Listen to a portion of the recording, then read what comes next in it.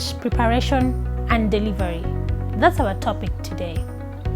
In the previous episode, we identified the key elements of speech, and in this episode, we are going to unpack how each of them affects speech. The first element we shall address is you, the speaker.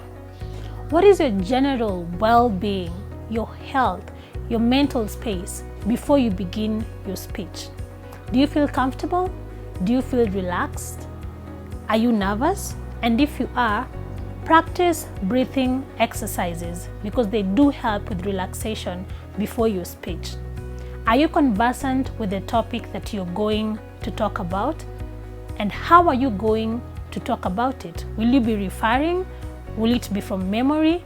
And is it something you're comfortable talking about, or is it something that your principles stand against? All these factors inform your level of comfort before you deliver your speech. Element number 2, what channel shall you be employing in your speech? Is it physical speech, verbal? Is it written? Are you using a digital space? And if yes, how stable is your internet? How stable is your connection? Sometimes the channel that we are using could involve a translator.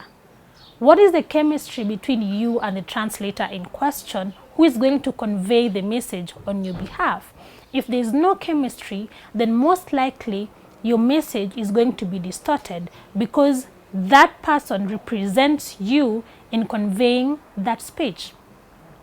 If you're going to write something up, say an email, what language are you using to communicate? The choice of language and how conversant you are with that language directly informs and affects how well you'll communicate your message.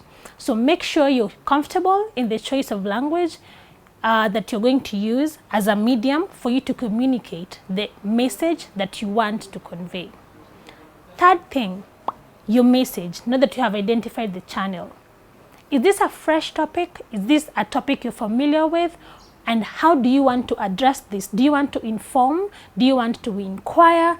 Do you want to research? So the level of information that you have relating to a certain topic is also going to be key to determine how well you will express that topic.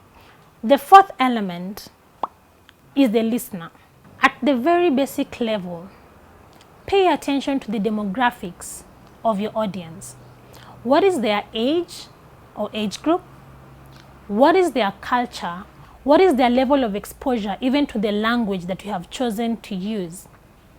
Is there any specific trauma that is affecting this specific group that you're addressing? For example, victims of an accident or survivors of an accident. All these factors will inform the sensitivity you have to apply to the message that you shall be conveying. For example, if you shall speak to an audience that has not been exposed to conversations about fluidity of sexual orientation, for instance, high level of sensitivity has to be applied because this is a new kind of information which could be sensitive in terms of their belief and their culture. So that will also inform how you will conjure your message as you communicate with them. The other thing you can consider when it comes to demographics, especially when it comes to age, is the legal factors that guide what kind of content you can speak to a certain level of students or kids, for example. At the same time, when it comes to audience, the other three elements directly inform how you will be monitoring their feedback. You can monitor the feedback of your audience from their physical reaction. What is their body language? What is their facial expression? Do they seem distracted? Are they on their phones? Are they dozing off? Or are they asking questions?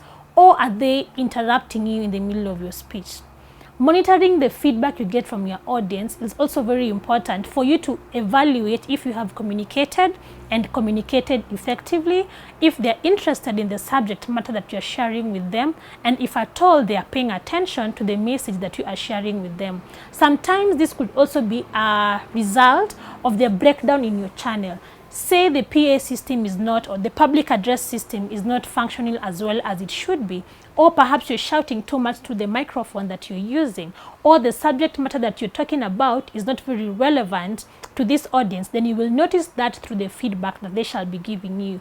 If this is a written speech, an email for example, how they respond to the email that you send, how they respond to the text that you send will let you know if they understood the message that you are sending in the manner that you intended for it to be understood in the first place.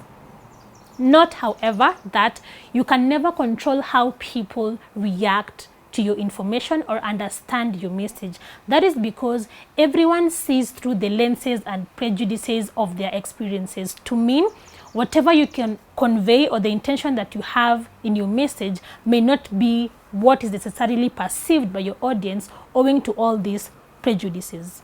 The other element is interference and situation. Sometimes out of the physical location of where the communication or the speech is taking place, there are certain interferences from the outside world that you cannot control. Sometimes natural occurrences such as rainfall or too much sun actually can be an interference to your speech and even in its delivery. It could affect you or affect the audience as a whole. The other kind of interference that you need to be particularly sensitive to as well is interference that comes from the audience, especially if it is a large group of people. Owing to the relative levels of concentration, you might have people within your crowd or within the audience who lose concentration way early in the speech compared to other listeners who are part of the audience. So you also need to anticipate and have mitigation ways of how to control those kind of disturbances during your speech or when you're controlling your speech. So this could be a way of preempting questions and say questions can be taken at a certain time during your speech or at the end of your speech, or they could be written and forwarded to you so that you are able to engage on them. The other element that is very crucial and directly affects the audience as well is the situation. This could also affect you, but let's start with the audience first. Think of a crisis. A fire begins somewhere and there's a fire assembly point. Perhaps you're the person in charge in that specific place who needs to address these people. Notice that this speech you're going to make is impromptu. Notice that you need to give assurances to this audience. That informs your physical demeanor and how you're going to express yourself, because there needs to be a sense of leadership and a sense of authority as well. So that means each specific situation comes about with the differences in mannerisms on how you would address the audience or on how you would address the specific people in that situation. And this brings us to the end of the class on elements of speech and how it affects preparation and delivery. See you next time.